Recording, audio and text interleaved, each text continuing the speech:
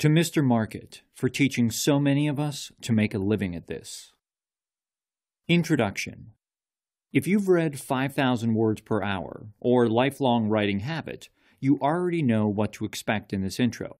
I'm not going to spend 50 pages telling you all the things this book will do for you.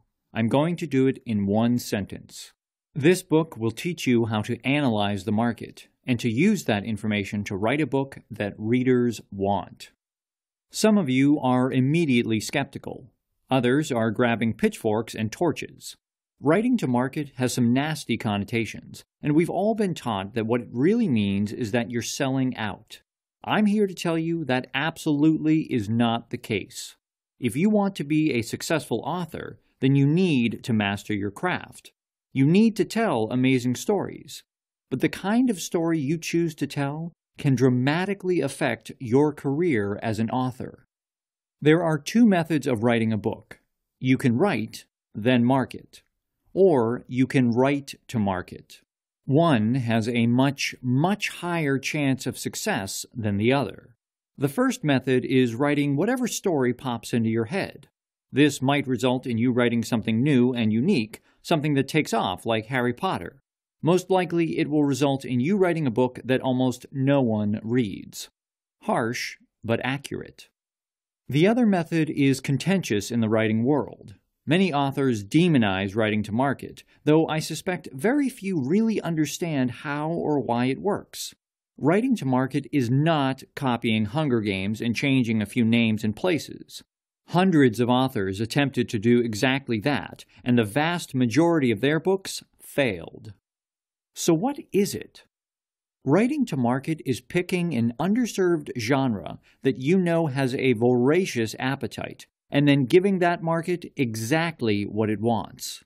It means that before you write word one of your novel, you already know you're going to have fans waiting to buy it. That may seem impossible, but trust me when I say it is absolutely achievable. How do I know? Because I've utilized both methods. The first method served me fairly well initially. My first novel was called No Such Thing as Werewolves. It turned several genres on their heads and was quite unique. Readers responded favorably, and the series continues to be my top seller. So if the method was working, then why change it? Why start writing to market? Because I later realized that I'd accidentally written NSTAW to market. That wasn't clear until I attempted my first spin-off. I launched a second series called Hero Born that I touted as X-Files meets Heroes. I was immensely proud of it. It was unique and fun, and I assumed readers would love it. I had a large mailing list, an understanding of marketing and advertising, and a broad platform I used to launch the book. The series sank like a rock, and the only people who bought it were loyal readers who loved my deathless books. Everyone else ignored it, and 3 months later it still hasn't earned back what it cost to produce. If I followed the conventional wisdom offered in writing forums like Kboards, I'd try to advertise the book.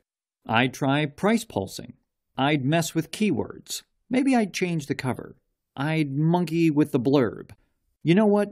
I didn't do any of those things because I understood immediately why the book failed.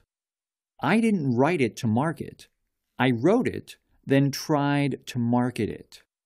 At the same time I launched Hero Born, my friend Domino Finn launched a book called Dead Man. Dead Man was an urban fantasy written to market. It followed all the genre tropes and is a slightly darker version of the Dresden Files. Fans loved it, and while my book sank, Dead Man took off. Nor was it the only book I saw do that. Don McKenna published a wonderful literary novel called See You. If you want a good cry, read the book. It's amazing. Very few people bought See You, and Dawn was in a rough financial spot. She decided to try something else. Dawn worked with powerhouse Wayne Stinnett, who all but owns the sea adventure genre. Dawn wrote a series to market and went from 2 figures a month to hitting 5 figures a month. R.M. Webb did the same thing. So did Katie Vance. The list of authors who transitioned into the writing to market model is long, and you'll hear more about them through the course of this book. So I decided to do it too. My first attempt was a book many of you have read. 5,000 Words Per Hour was written to market. I looked around at the nonfiction space and realized there was room for another book on writing faster. But this is the real rub, the thing many people get wrong. You can't just rehash a successful book. That way lies disaster. I didn't copy Rachel Aaron's 2K to 10K. Instead, I figured out what problem she was solving and solved the same problem in my own way. My book reads differently than others like it. It's shorter, more concise, and offers exercises at the end of every chapter. None of the others did that. I hit the same tropes other successful books have hit, but I made sure to do it in my voice and in my own way. If the idea of tropes is new, don't worry.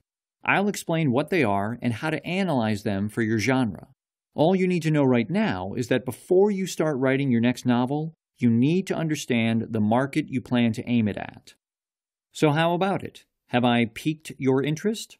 If so, open up the book and let's get cracking.